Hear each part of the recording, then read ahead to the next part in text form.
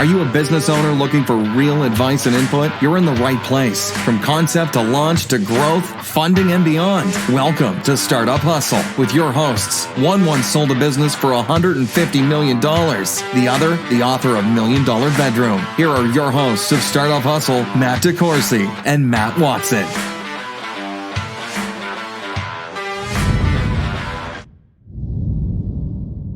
And we're back. Another episode of Startup Hustle. Matt DeCoursey here with Kelly Yarborough, who'll be sitting in for Matt Watson today. Kelly, what's up? How we doing? Thanks for having me. I appreciate you coming by. We're going to talk about socks. Yeah, it's been an exciting little road we've had here the last 5 years, but I think it's an interesting story.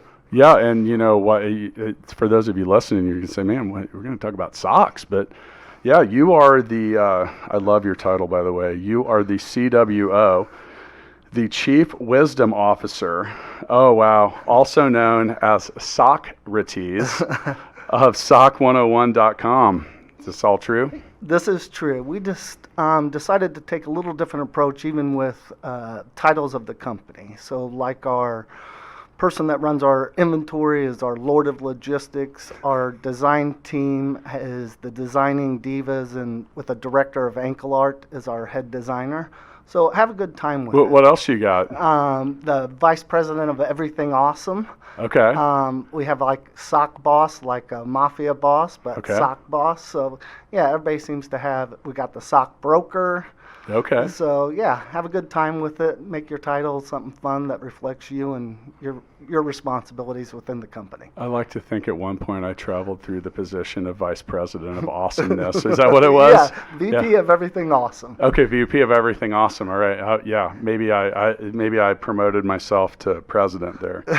So a lot of folks, and you know, before we get too far into this, because I always forget, you know, this episode of Startup Hustle is brought to you by Fullscale.io, which is the business I own with a guy that's not you, Kelly. It's the other Matt who is tied up today. So many people that know me know that I have what my wife calls a sneaker problem.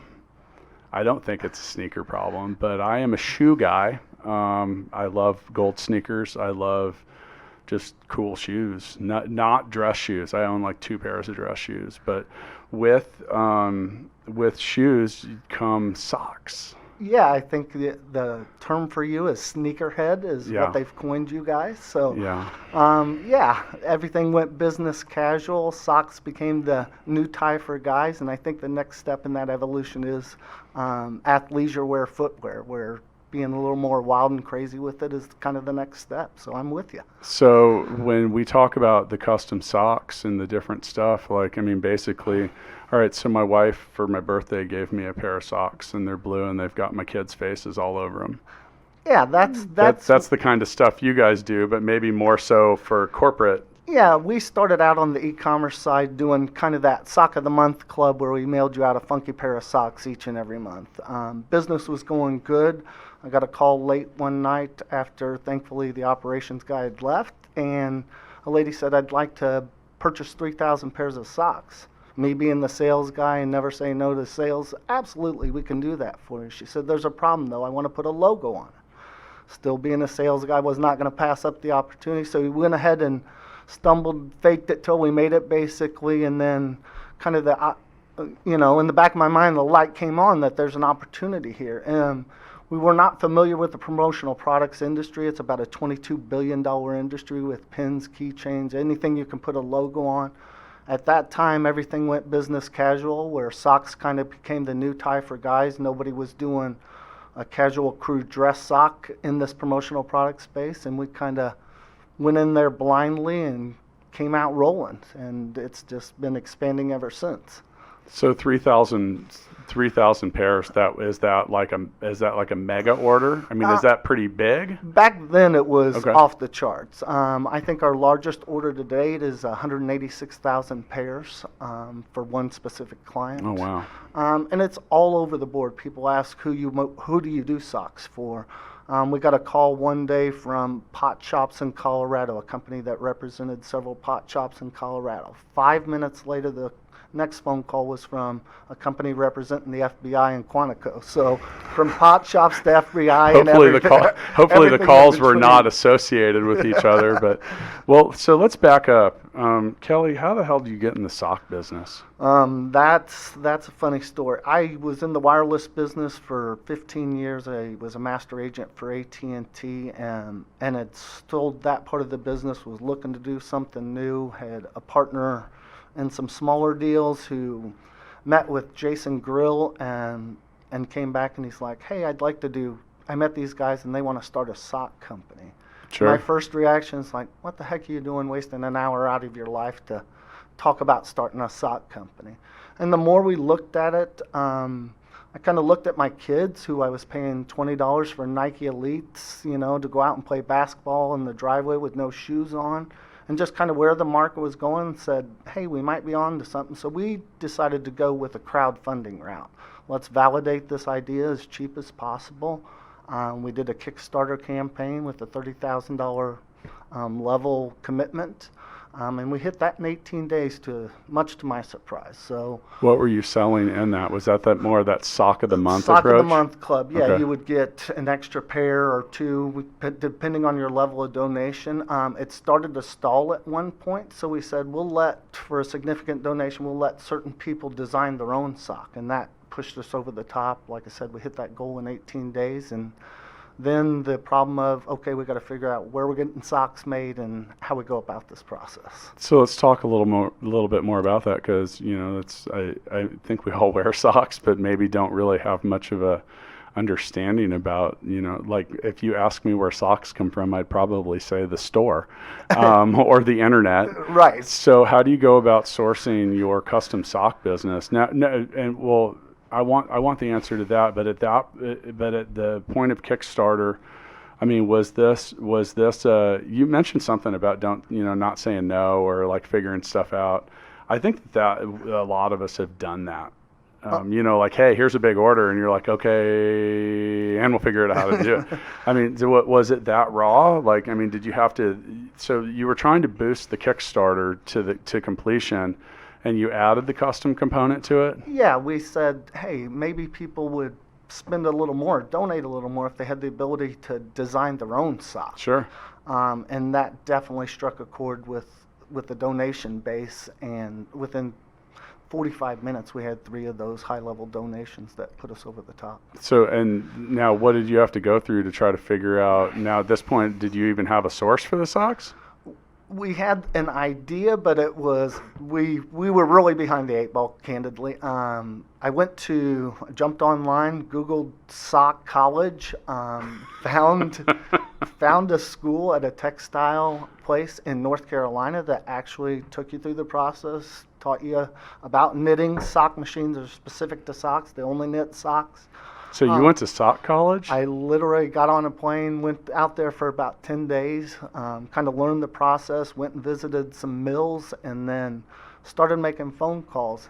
Happened to be my IT guy at the time in some other businesses, was from India, knew a factory owner over there, and I get on a plane, go to India. We ordered 7,000 pairs of socks to get through the first 7 months of Sock of the Month Club. And, we'll see where this thing goes, because nobody really trusted us to do smaller side orders, so everybody was going to make us pay up front at that point. Did you lose your ass on that first round of orders? No, surprisingly we did. Because it sounds like you were approaching this as if you were unsure. I was very unsure. Okay. I wasn't a believer. To my dismay, we made the Kickstarter funding, and I still wasn't all in yet. I could not believe that the excitement over socks. But like I said, we were pretty blessed with timing. The Royals had been in the World Series those 2 years. Everything had started to shift to business casual. And like I said, socks kind of became the new tie for guys in the workplace. So we were definitely blessed with some good timing. The I Heart socks came out in Kansas City, and we had a nice 2-year run with those. And it just started to snowball from there. So you mentioned something about the Royals, and for those of you that are listening outside of Kansas City, our Major League Baseball team won a World Championship in 2015. But I know enough about licensing to know that you probably weren't licensed to make MLB stuff, or at least at the time you weren't. Is that something else? Is that something you had to learn about and figure out? I may or may not have gotten a letter from MLB regarding that to learn that process. Yeah. But yeah, we learned those ins and outs real quickly, as most startups do.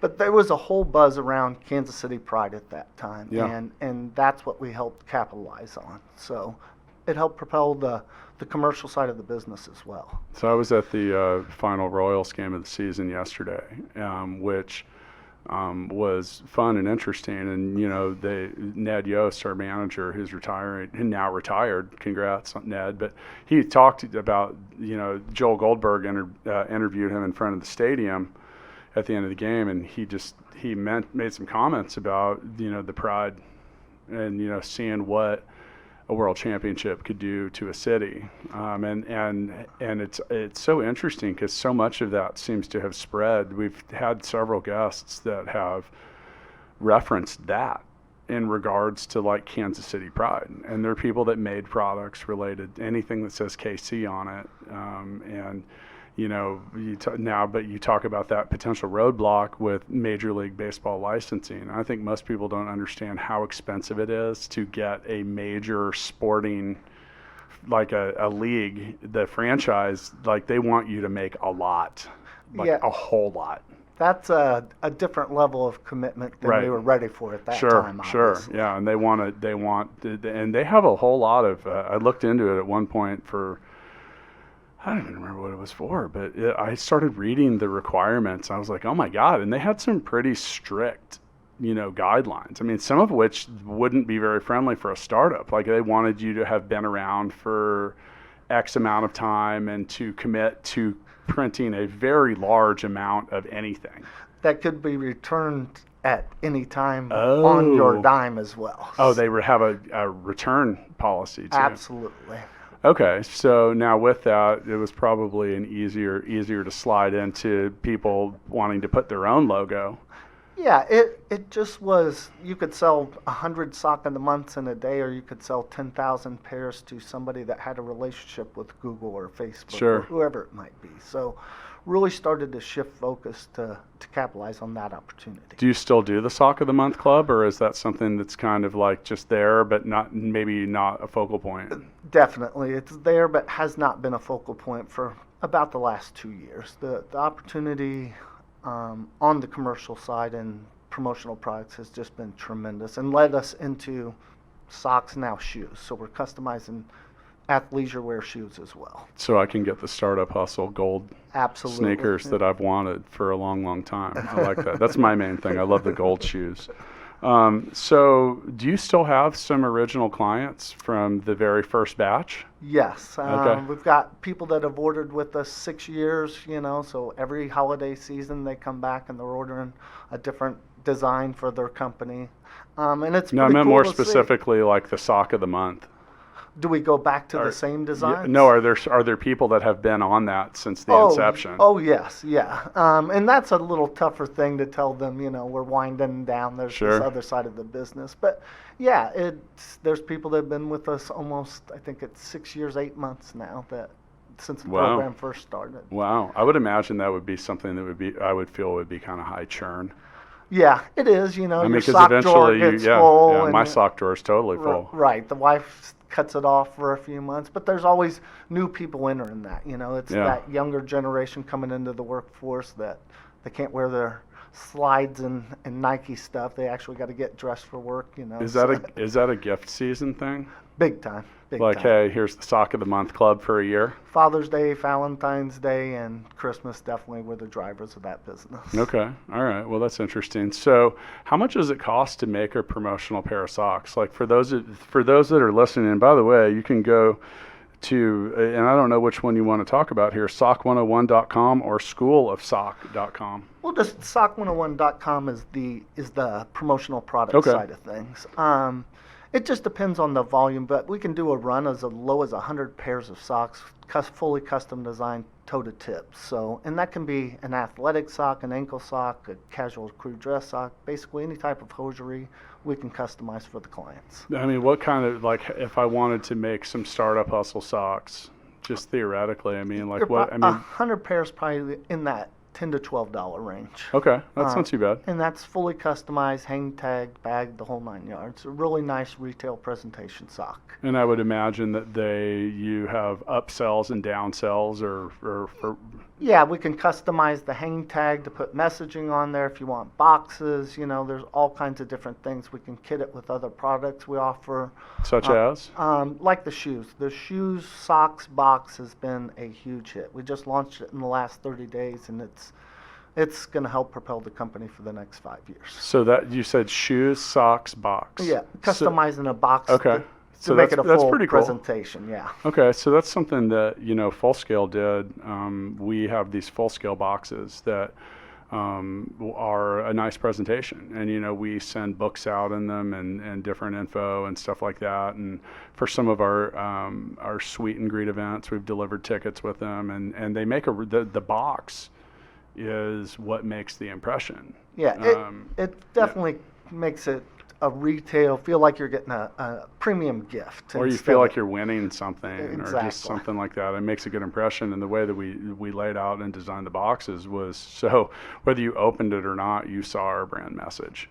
Absolutely. I mean, it says Full Scale right on it, like down the sides of it. Like there's Contact info. really, well, no, when you open it up, like as you lift the lip up, it'll have the URL. Yep. And then just all of it just branded quite effectively throughout. And, those boxes, a box costs as much as one of the books that we'll give out on a promo. So Same with us. It's Yeah. more expensive than the socks we're producing a lot of times. But on a brand level, so one of the things that, so there's a lot of things about the world of sneakers. First off, a lot of people don't realize that the sneaker resale business is a $6 billion a year industry. Listen to that again. People reselling new shoes or anything, $6 billion. it's a commodity almost. It's insane. So, and with that, the sneaker manufacturers have taken a lot of, they have large batch projects, GRs as they call them, general release, and that's the kind of stuff that you go down to Foot Locker and buy. And then there are things that they produce on a much smaller batch level. The Yeezy's been a popular shoe and just different flavors and types of Jordans, but the cross collaboration between brands has been really, really popular. And you even see, and for those of you that are fans of the entrepreneur, like even Gary Vaynerchuk has his own, I think it's a K-Swiss or something like that. I don't know, I can't remember, but he has his own line of shoes. But based on that and that specific, all right. So I used to work for Roland, the musical instrument manufacturer. They have a very well-known product called the 808. I have some Roland 808 shoes. And just different stuff that if you want to generate a sense of pride around your brand, it's a really effective way to do it. And a very popular collab with a lot of the streetwear artists, especially coming up, is they want to get in the footwear. It's the largest growing category in apparel now. So how much does it cost to make custom shoes? And I know that's going to be variable, but I mean, because some of these.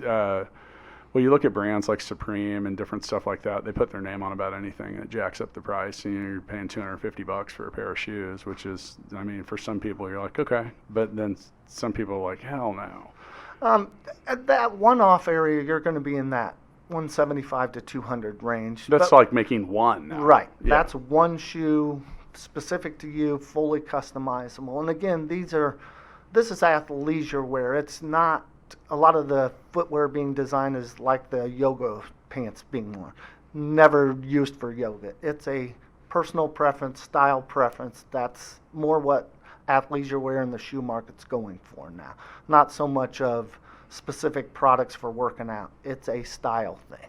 So these shoes are these just like blanks? Are they Nikes? Are they something different? We're printing them before we cut and sew them. So we actually print whatever design the client wants on the shoe, and then we knit it, cut it and sew it to that. So it's not leather because we're printing on a polyester type finish to get the look we want. So, but with that, that's not some promo material. Like I have some full scale shirts that are just Adidas shirts, and then they have our brand stitched on them. No, this is actually a shoe we developed. It took about 2 years. We tried 1 million different soles from all the different brands, and then highlighted the things we liked and actually developed our own shoe for this. And is it one flavor or then customized, or are there different types? No, I've got 6 different styles, kind of like a Van style, a Chuck style, a Nike Adidas style, and we're continuing to develop more to bring out on those lines. So can I pick my own colorway? Oh yeah. And then put whatever I want? We can actually put a picture on a shoe. So if you want your face yeah. on there, we can actually put a full photograph on a shoe now. I don't know how I feel about putting my face on a shoe. I try to keep my face away from shoes for a lot of different reasons, but I think that's pretty cool. So now shoes are tough though. Because I have a friend here in town, Maurice Woodard, who owns Champ. Do you know Champ? I'm familiar. So he makes gold shoes, and I like gold shoes, but I can't buy them because he doesn't make it. He doesn't make things above 12, and I wear 13. So, and the reason why, and I didn't realize this, it's a different mold. It's a different I don't know, something. Yeah, and it's pretty expensive. I asked him. I said, because he keeps wanting me to do something, and I'm like, dude, I can't wear them. I can't push them. Right, and he's very true. There's a mold sizing for each size shoe. They've got an upper vamp that's all measured for that shoe. So each time you change size, there's got to be new mold, new upper vamp, and it's a whole new process. Obviously, not too many 14s in the world, so most people stay in that 9 to 12, 9 to 13 range. Do you have a 13? We have a 13. Thank you. It's amazing how many don't. I also realized that the 12.5 and the 13.5 are like the 2 rarest sizes of shoe. Definitely. Because some people just don't make them. And most. And by the way, if you wear a 13.5, you should be able to go either way on a 13 or a 14. But.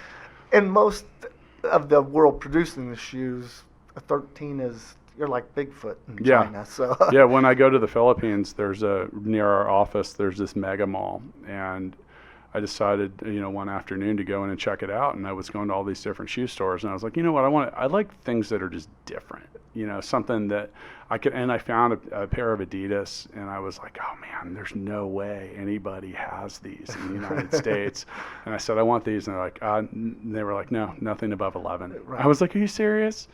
So yeah, I've given up on shoe shopping in Asia. So now with that, one of the things that is a challenge is you'll hear the term anytime there's apparel or shoes, are they true to size? Just like any other Nike or Adidas you'd wear, especially you being a sneakerhead, if you try a 13 in 4 different Nikes, that 13 does not fit across the same. One might fit really well. Same with our shoes. Very true to sizing, maybe a half size small is what we've been telling people. Yeah, because the reason I ask is, like I said, the Yeezy is a very popular shoe, but it's very well known for being small. Agreed. So you have to wear. I have to order those in a 14. Yep. And I can only think of how many people have ordered those in their size and not knowing. And then, and it really is, I feel a difference. I can't wear a 13. I'm with you. On the promotional product side, it's a little easier for us because they'll do enough volume, we'll do sizing events for them. Sure. Where we'll send out that type of shoe, maybe not in their design, but that style that they're going to order, send out enough, 6 through 14 to see, so they can try them on and we can be accurate with that. Yeah, I was going to say, because if you make the promotional products and then they come in and they're all off. Yeah. That's a tough. Bad. Yeah, that would be really bad because it's kind of hard to undo them, right? So that's why we, on the bigger clients, we'll do sizing events where we actually will go out there with the full range of sizes and bring them through with another vendor. We did it with Maui Jim sunglasses last time. Okay. So kind of turning a negative into a positive. So you literally you will, when you say a sizing event, you're like, here we are, or you send the shoes out, or you do something, and you let them try them on, and Absolutely. then they can pick. Absolutely. And they're getting that exact same shoe back to them. It just is going to be their logo and design on the outside. So at that point, that kind of kills the surprise element of it, though. But they're not seeing the design they're getting. Oh, I see. And people would rather have their size right and not be as surprised than get the 13s that are too tight and you're wandering around the show and everybody else is happy in their Yeezys and you're odd man out. Yeah, for me, it would depend now. So but you're competing with. So we talk about custom shoes. All the brands now, like Nike ID. I've designed my own shoes on there. They do a decent job. Yeah, but that's more. But I can't put my logo on. Right, that's more colorways, Yeah. and you like this combination. This is you have a few fully that customized. have like Matt and Deco like stitched on the back, or just something like that. Right. And it was really like with those, it was more about an ability to kind of customize the colorways a little bit. And we using the term colorway, that is just the industry term for the color patterns and the overall design. And I think you're going to see the continued progression of what people are putting on shoes, even with the big manufacturers. The shoes are becoming more colorful. Skechers has introduced a whole level of shoe that is basically a sock on a sole. And we think we're a good fit for similar products along those lines as well. Yeah, and I think a lot about, like the Adidas Ultra Boost is like that, which honestly might be the most comfortable shoe I've ever worn. Right, what they're calling Flyknit now. Yeah. Exactly. Nike has a similar version, but so with that, and you talk about comfort and just so when the Ultra Boost came out, it was so popular that like just general release Ultra Boost shoes were selling for a premium because Adidas couldn't even make them fast enough. Now, I don't know if that's the reason, but I feel like it has to have a lot to do with it. So during this period, and this was a few years ago, Adidas doubled its market share in the world market. And I don't know if that was just because of the Ultra Boost or some other things, but I mean, that's hard to do. Well, but I think the shoe market is growing so fast. Yeah. Nobody would have thought a Skechers could come in and gain the market share Sure. that they've gained in this place.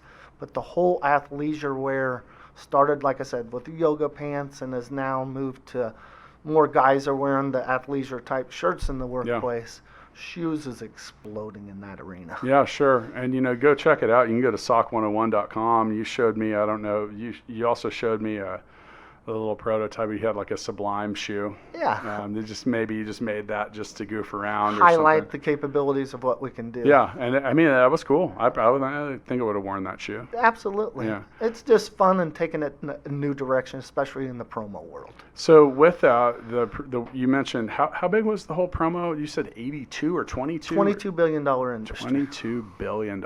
So that means it's competitive. Very competitive. When we started, the thing is to have a hit product in that industry or something nobody else is doing. And we did that when we first came in with knitted socks at that time. There was some dye sub stuff out there, but we had an actual nice knitted crew sock that guys were willing to wear in the workplace. There was some people doing Vans, but it was colored after it was knitted, so really not at the level. And nobody was really doing the Adidas, Nike style athleisure wear shoe, and that's where we feel like we've hit the home run with.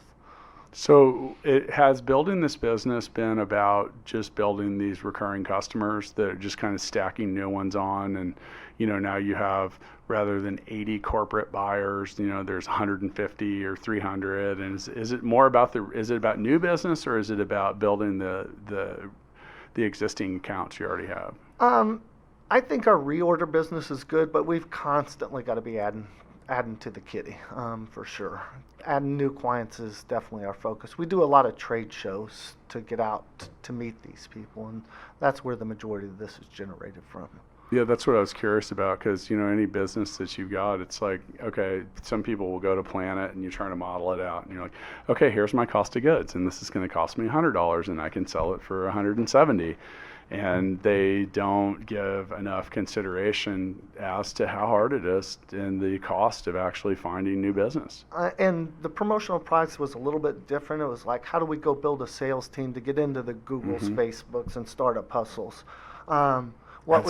Thanks for putting us in there with Google. I'm not sure that's warranted, but thank you. I appreciate that. But what we found is generally most of those companies already had somebody that was providing their swag to them, and we needed to get in front of them. So rather than build our sales group, we went out to these trade shows where these industry people gather to find these new products and services. And so we have a staff of 14,000 people out selling, our socks that I didn't necessarily have to go out and hire. These people were already there. We just needed to introduce our products to them. And that that's an approach. And thanks for bringing that up, because if you sell, there's a whole lot of brokers of sorts that will bundle what you sell in with their line of stuff, and they're out there like, sometimes here on the podcast we don't have enough people in here today to play Mixtape the game, but Mixtape, like the actual card game, is we license that to a games distributor, and they go out to all these shows, and like they were the ones that brokered a 50,000 unit order to Target. Exactly. And you mentioned having 14,000 salespeople out there. I mean, these are results-based relationships. Like, they don't get paid unless they sell something, in most cases. Correct. And they might have already spent years fostering the relationship with those people, so they have a quick in the door. Right. And if you're trying to get, whether it's a product or a service or a lot of different things out in the marketplace, what you mentioned, I mean, that is, and at full scale, that's something that we're at a bit of an inflection point as to whether we are better to have a network of resellers. And you talk about, I mean, there's a need for what we sell in every market, and our ability to put a sales presence in every single market or keep up with all of it is daunting. It's a little overwhelming. And then, on the flip side, if we did have a sales presence in every market, we would have a whole separate challenge, because we could really jack sales up to the point where we would, you're thinking, oh wow, if all of a sudden you had so much business that you didn't know what to do with it. Well, that's not really how it works, because we deal with high level talent, and that's not. I mean, there's X amount of that in the bucket. Right. You can't really create new senior level talent. I mean, there's sure more people graduate into that class every year, but like all of a sudden, so with this presence of sales and distributorship that's greatly expanded, have you had any moments where you run, like you're in the manufacturing business? I mean, is that fair to say on some level? Correct. And the biggest problem with manufacturing is bottlenecks. Definitely. We've since expanded to 3 different factories. We have India, China, and the U.S. because of those bottlenecks. Certain holidays in certain countries could impact business. We've got to have a supply chain that doesn't stop, or we have Are those your factories? No, we you partner, yes. Sure. But that's something that's also unpredictable, though, because that same factory they have relationships with other vendors. Definitely. And you never know when someone else that it's and I'm only able to use Full Scale as an example here, because I've not been in the business of selling things that were manufactured in a while, but we only let our developers work for one client at a time, because if they were splitting their time and one client's situation went really well, or if both clients did really well, then they'd be fighting over who gets which half of the baby. Definitely. It took and has continued to take time to develop that relationship. Now, with most of those factories, we're their biggest vendor or buyer of socks. That doesn't hurt. And that helps foster that relationship. But yeah, it took boots on the ground going to China, and that goes a long way, that shaking the hands and meeting the people you're doing business with what we found is fostering that relationship goes a long ways, especially in China for us. Sure. So, and that was that kind of brings up the next point is, there's obviously some very well disclosed trade issues that are going back and forth. And, so I used to work for Roland, and the huge maker of electronic musical instruments. And, the Japanese company, they were very well versed at figuring out their supply chain. But the one thing that you couldn't necessarily account for was how long something would sit at customs. Please don't say that word. Yeah. Is that something that's been a challenge or a problem? We still feel like a pawn in this political trade game that's being, when the trade rhetoric ratchets up, things slow down in custom. It's used as a negotiating tool by both sides. And when I say that, so let's just say you're making anything that comes from outside the United States, and so you may have a very strong ability to understand how long it's going to take to leave the factory floor, which in a lot of cases with foreign manufacturing you don't. And then it goes, and now it's becoming an export of another country. So you are at the mercy. You can't guarantee how fast they're gonna get that on the boat, and then it's gonna ride on a boat, hoping that it makes it on the other side of the boat. And you say, oh, DeCoursey, are you like blowing this out of proportion? I am not. Occasionally, those containers fall off the boat. Absolutely. A massive wave comes and shakes that boat up.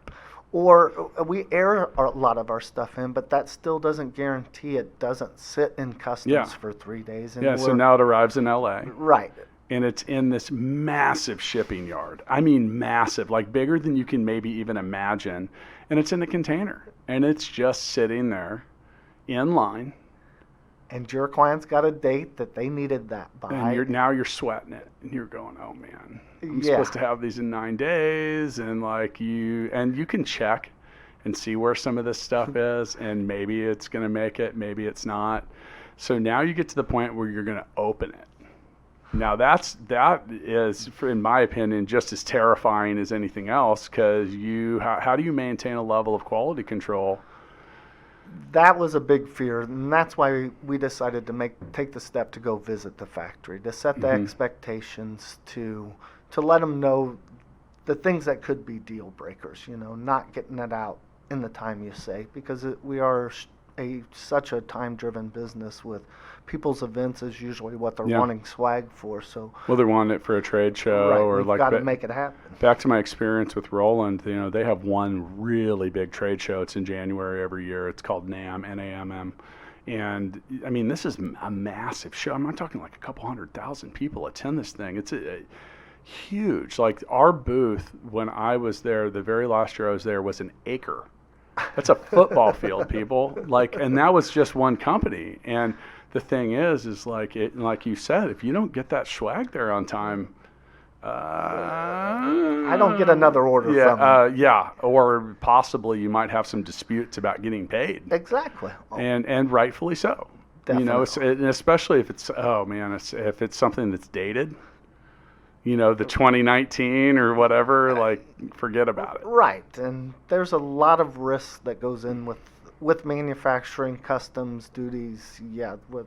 There's just some points where you have no control, and that's a scary thing as a business person.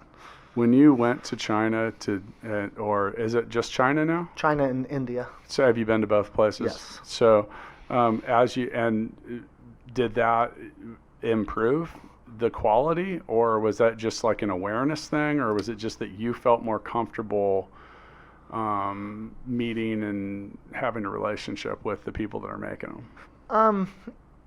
All the above. It definitely helped improve the quality because we could go and show the expectations of what we wanted. It just became much more valuable than through email.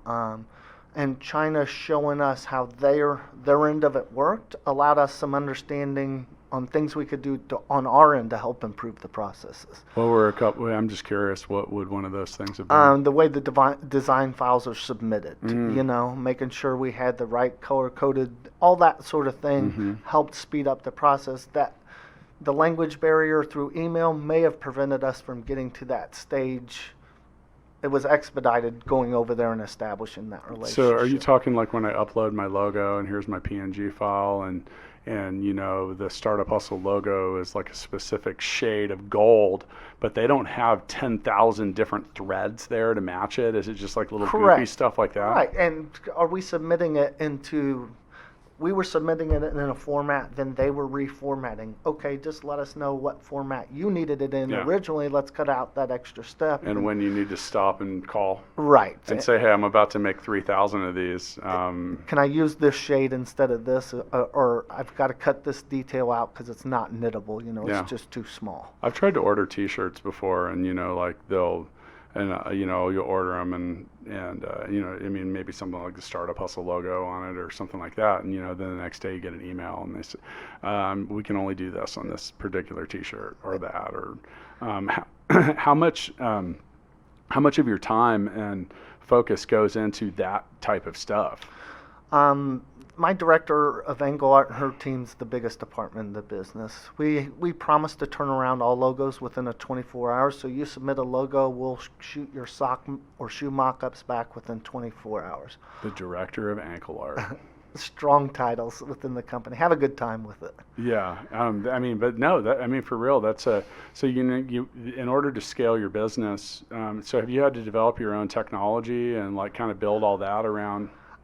There was some things already out there because it's kind of like widgets, If you were selling T-shirts, you should be able to plug and play socks for the most part. Design aspects, there were some challenges that we had to develop, but not too bad. So overall, when you look back at the last 6 years, 8 months, what's something when you look back at it now, you're like, man, that was how do we ever think that would work? I would say the phone call of the 3,000 socks, how are we going to get this done? And then running out after the first, we had ordered 7 months of Sock of the Month Club. Well, I had 12 people that hit their 8th month and I didn't have the product yet. Again, supply chain issue. Sorry for those people that have got this, but I ran to Target. I was going to say, you almost need to go down the street and buy up all the socks, ran to Target, got me some nice socks, re-tagged them for that, Yeah. Again, a startup, do what you can, while you can, till you get to that point. So it's funny you mentioned that. So there's the ticket business that I used to own, every year we would give a big donation. My brother-in-law works down, and my sister work at a children's hospital. And they always have a big a need for donations. And a lot of these kids come into the hospital and they don't have like the basic things like socks and hats and different stuff. So they were always at a shortage for that. So as the end of the year would approach, we would go to Target and buy about $1,000 worth of this stuff. So, we'd get up and we'd have like 3 carts filled with just like the basic necessities. And you talk about like how you can definitely do it, but there were one year we went down there and they were just like really, and maybe I ended up there right after you did because there was like nothing there, and we were like, oh man. So we went back about a week later and that had changed. But sometimes you got to do what you got to do to get it done. So, if you're on Instagram and you go to @StartupHustlePodcast to follow us and check out some of the pictures that we've posted. Also, while you're there, check out Sock 101 promo, and that's Kelly and Sock 101's Instagram page. You can also go to sock101.com if you want to make some custom socks, shoes, or socks, shoes in a box, which I like that. Absolutely. I like that. Give us a shout. I feel some Startup Hustle shoes coming soon. I've kind of wanted to. It's one of those things that I feel like I've continually wanted to make, and then I don't. We got to get the Michael Johnson gold shoes. That's what you're looking for. Yeah, it would have to be gold, or I don't know if I could. I don't know if I could throw my significant weight, and I'm like rubbing my head and shaking it and rolling my own eyes right now, but. No, that's it. The funny thing is I do get I own about 50 pairs of gold sneakers, and I consider that to be that's a world-class collection that I've put together over like 4 years. But I will tell you, it even with all of the like Nike ID and Adidas and all that stuff, I have a really hard time making ones that are golden. And you know, maybe that should tell me something about my own taste, but sometimes I see popular shoes in there, and you know, I've kind of not really been on my sneaker game this year. I ran out of places to put them. So when my wife says I have a sneaker problem, it's a problem figuring out where to put them. So, well, once again, if you get a chance, go check out sock101.com while you're there. Make some cool shoes. Maybe make some shoes with Matt Watson on them. I've been trying to get someone to send in some fan art here to the Full Scale office. And for those of you that have been sending in great stuff, I do want to thank you again. We recently got a delivery of Snow Pops. We had some, the Lumi Funk Band, sent some T-shirts and sent some other stuff. TRG Homes, if you're out there, thank you for the beautiful shirt that says Closer across the front. I will wear that with pride. I'm looking forward to going to sock101.com and placing an order. If that's all right with you, Kelly, I think that's what I'm going to get on to doing now. Absolutely. Matt, thanks for having us out today. Yeah, thanks. I look forward to the new Startup Hustle line of shoes. See you next time.